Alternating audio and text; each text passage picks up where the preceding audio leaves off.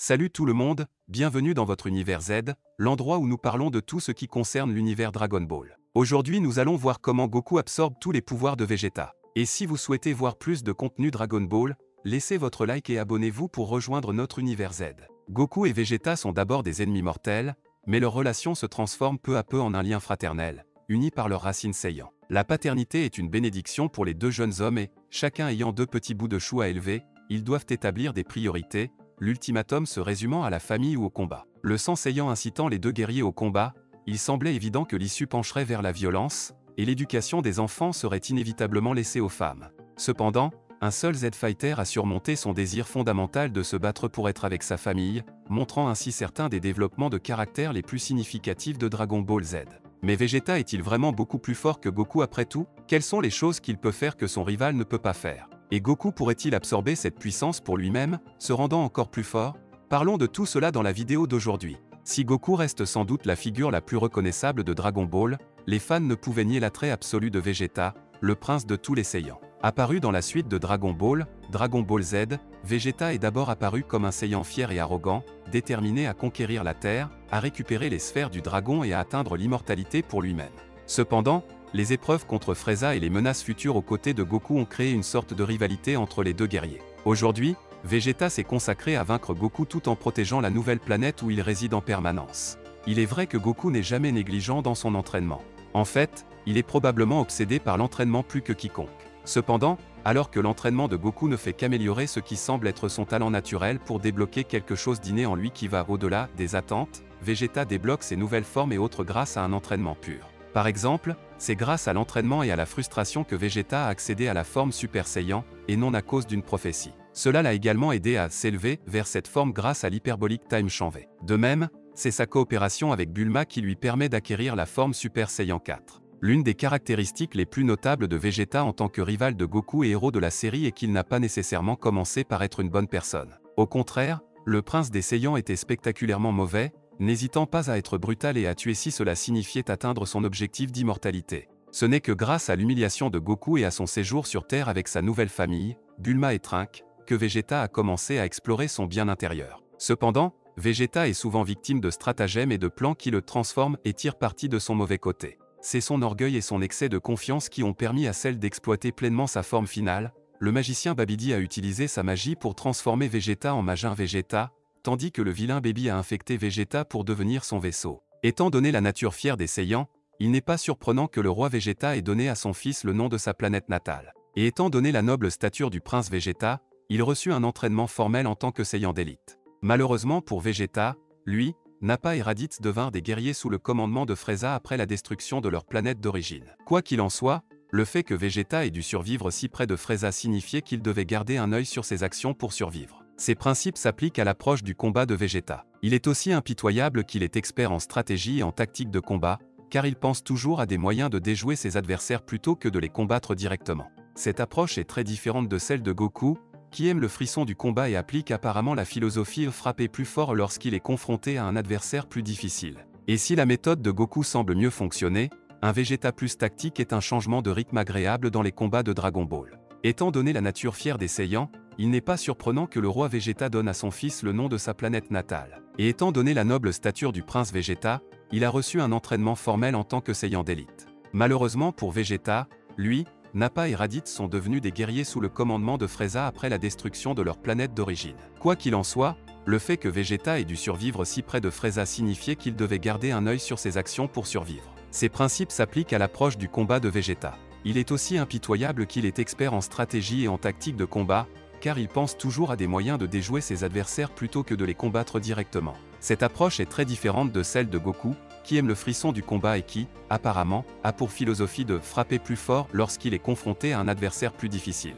Et si la méthode de Goku semble mieux fonctionner, un Vegeta plus tactique est un changement de rythme agréable dans les combats de Dragon Ball. Compte tenu des menaces de plus en plus puissantes qui pèsent sur l'univers 7, il était logique que ces guerriers soient bien préparés pour y faire face. Et pour tenter d'être enfin meilleur que Goku, Vegeta a demandé la tutelle de Whis, l'ange guide assistant de Beru, le dieu de la destruction de l'univers 7. En fait, c'est après avoir appris que Vegeta s'entraînait avec Whis que Goku réussit à s'échapper pour s'entraîner lui aussi avec eux. Cependant, ce qui est hilarant, c'est la façon dont Vegeta a convaincu Whis d'accepter son offre. En fait, Vegeta a emmené Whis dans divers endroits de la Terre pour qu'il goûte à certains des aliments les plus délicieux de la planète et il cède quand il est satisfait. C'est grâce à l'entraînement de Whis que Vegeta a pu affronter les combattants les plus forts, notamment ceux des autres univers, lors du tournoi du pouvoir. Lorsque Vegeta est arrivé sur Terre, il n'arrivait pas à croire qu'il était protégé par un compagnon Saiyan. Et lorsque Goku s'est avéré être beaucoup plus fort que lui, Vegeta n'a eu d'autre choix que d'utiliser lui-même la transformation en grand singe. Cela s'est avéré presque catastrophique pour Goku,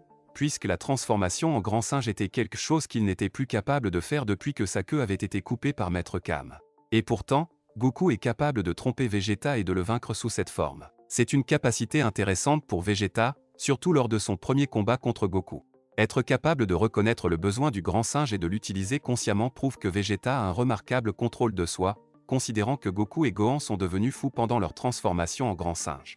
Alors que Goku a des mouvements caractéristiques comme le Kamehameha, Vegeta a également plusieurs attaques dans sa manche. L'une des attaques les plus utilisées de son arsenal est le Final Flash. Pour ce faire, Vegeta ouvre ses bras et rassemble le ki avant de placer ses deux mains devant lui pour libérer une rafale de rayons d'énergie. Dans son état le plus extrême et surpuissant, le Final Flash peut également être vu dans l'espace. Théoriquement, Goku aurait pu utiliser Final Flash s'il avait voulu s'entraîner à son utilisation. Cependant, il semble que le Final Flash corresponde bien mieux au style de Vegeta, compte tenu de sa large zone d'effet et de son aspect flashy. Alors que Goku a le Kamehameha, Vegeta a son pistolet Gallic. Bien qu'il ne soit pas aussi puissant que l'attaque Big Bang, le pistolet Gallic reste l'une des attaques préférées de Vegeta lorsqu'il a besoin de quelque chose de plus concentré et dévastateur que le flash final. Pour l'utiliser, Vegeta place une paume sur l'autre, tournée vers l'extérieur et sur sa poitrine. Une fois qu'il a rassemblé suffisamment de ki, Vegeta pousse ses mains vers l'extérieur pour libérer un énorme rayon d'énergie. Selon l'anime, la puissance du pistolet Gallic est égale à celle d'un Kamehameha amélioré par 3 Kaioken,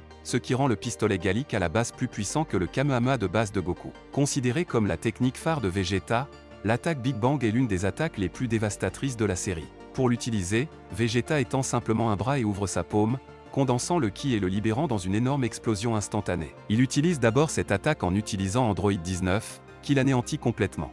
Comme pour ses autres attaques, Vegeta peut créer de nombreuses variantes de l'attaque Big Bang en fonction de son état et de ses besoins. La nature cruelle et instantanée de l'attaque Big Bang correspond à la personnalité de Vegeta, qui a tendance à devenir sporadique. Il est assez frustrant pour Vegeta de voir que Goku essaie toujours les formes les plus spectaculaires en premier, ce qui peut rendre la vue de Goku perfectionnant le Super Saiyan bleu ennuyeuse pour lui. Et tandis que Goku peut utiliser le Super Saiyan bleu perfectionné, Vegeta décide de pimenter les choses en faisant complètement évoluer la forme. Appelé Super Saiyan Blue Evolved, Vegeta réalise cette transformation en supprimant les restrictions imposées par la transformation Super Saiyan Blue. En conséquence, la forme donne à Vegeta une pleine puissance qui complète apparemment sa rage. Cette forme s'est avérée plus que suffisante pour endommager Jiren, alors invincible, qui commençait à révéler certaines parties de sa puissance.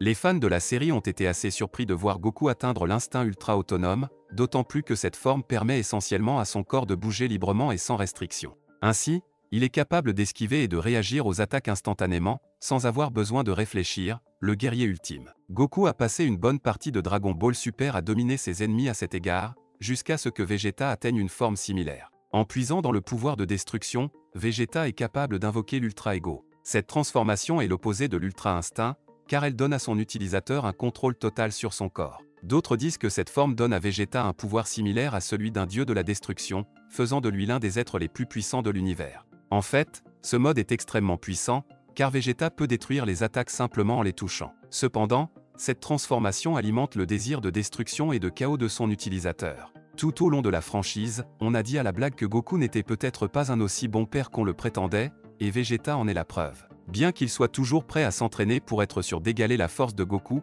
Vegeta laisse ses responsabilités de père en premier, si elles se présentent. C'est très différent de Goku, qui laisse continuellement l'entraînement prendre le pas sur les devoirs familiaux. Par exemple, même Majin Vegeta a assommé le jeune Trunks pour éviter à l'enfant de voir son père sous son pire jour. Dans Super, Vegeta a refusé de quitter Bulma jusqu'à ce qu'elle ait donné naissance à Bula et était même prêt à rester dans une ligne temporelle en ruine pour s'assurer que le futur Trunks puisse survivre. Plus important encore, alors que Vegeta entraîne souvent Trunks, il passe du temps avec lui et Bula dès que possible, il emmène sa fille faire du shopping et tient même sa promesse d'emmener Trunks et Bulma au centre commercial. En ce qui concerne les questions de puissance et d'autres capacités, nous en avons cité certaines que Goku ne possède pas. Mais s'il pouvait être capable d'absorber ce pouvoir, peut-être en l'apprenant, ou en utilisant littéralement un moyen de le prendre, peut-être par le biais d'une fusion ratée, ou avec une capacité cachée, cela pourrait être possible.